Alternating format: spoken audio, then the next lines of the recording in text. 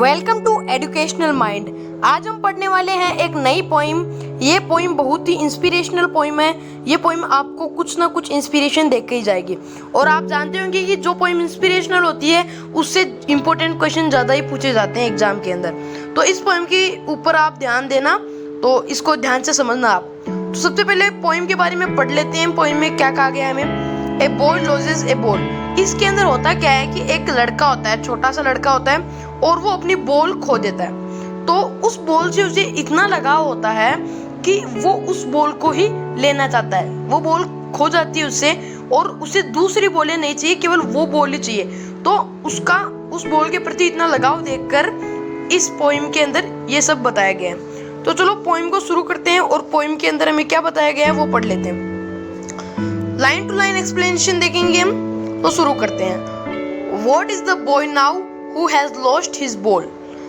अब वो बॉय कैसा होगा जिसने अपनी बॉल को खो दिया। एक लड़का है, बॉल को ले जा रहा था और उसने बॉल खो दी। What is he to do? I saw it go. अब मुझे ऐसा पता नहीं है कि उस लड़के ने ऐसा क्या किया कि वो बॉल उसके पास से खो गई। तो मुझे लगता है कि वो अपनी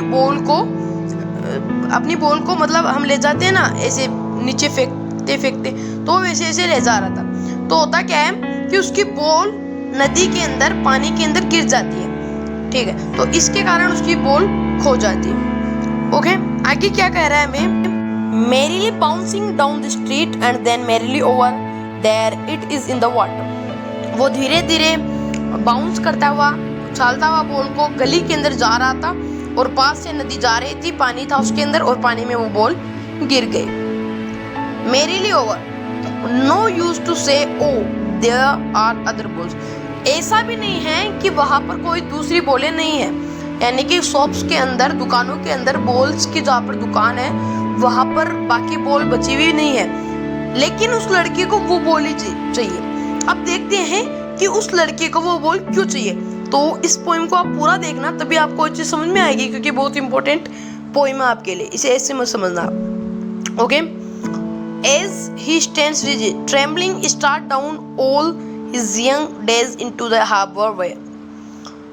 होता क्या है कि उसकी बॉल खो जाती है, और खो जाने के कारण उसे दूसरी बॉल भी नहीं चाहिए, केवल उसे अपनी जो बॉल खो जाती है वो बॉल ही चाहिए।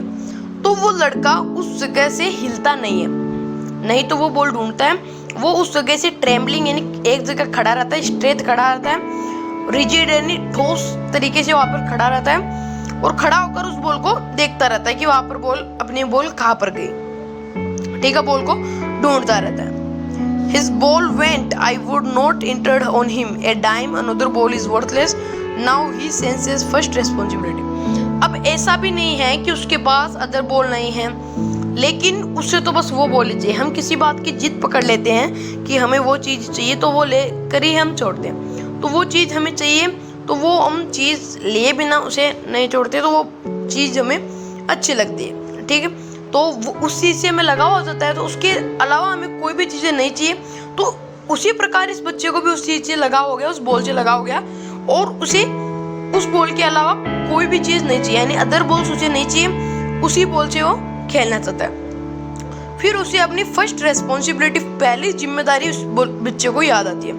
इन a world of possessions people will take balls will be lost always little ball. इस दुनिया के अंदर, इस कलयुग के अंदर बहुत से बॉल्स आएगी। बॉल्स का मतलब यहाँ पे चुनौतियां है। ठीक है, बॉल्स का यहाँ पे प्रतीकात्मक अर्थ है चुनौतियां।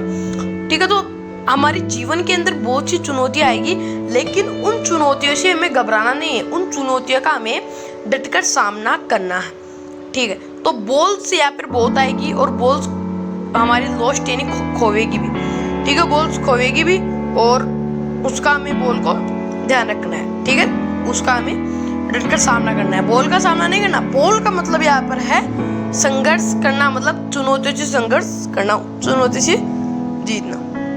अब हम बात कर लेते हैं। And no one buys a ball bag, money is external, he is learning well behind his desperate eyes the epistemology of loss, how to stand up, knowing what ever man must one day know, and many days how to stand up। तो एक चीज तो उस बात से जान गया कि इस दुनिया के अंदर हम एक बार गिरते हैं और गिरकर खड़े भी होते हैं। चुनौतियों से हमें डरना नहीं चाहिए बल्कि उसका डटकर सामना करना चाहिए।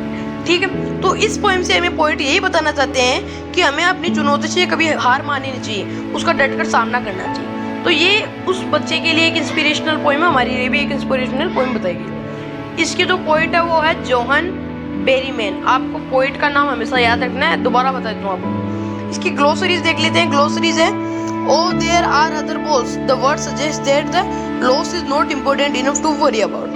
ठीक है, अगली ग्लोसरी है sacking grief, sadness which gritty affects the boy. Rigid stiff, rigid का मतलब स्टिफ, स्टिफ का मतलब ठोस, एक ही जगह पत्थर के जैसे मूर्ति बनकर खड़े हो जाना। ठीक है, तो दूसरी पोएम आएगी अपनी, दूसरी पोएम के लिए रेडी रखना। Thanks for watching.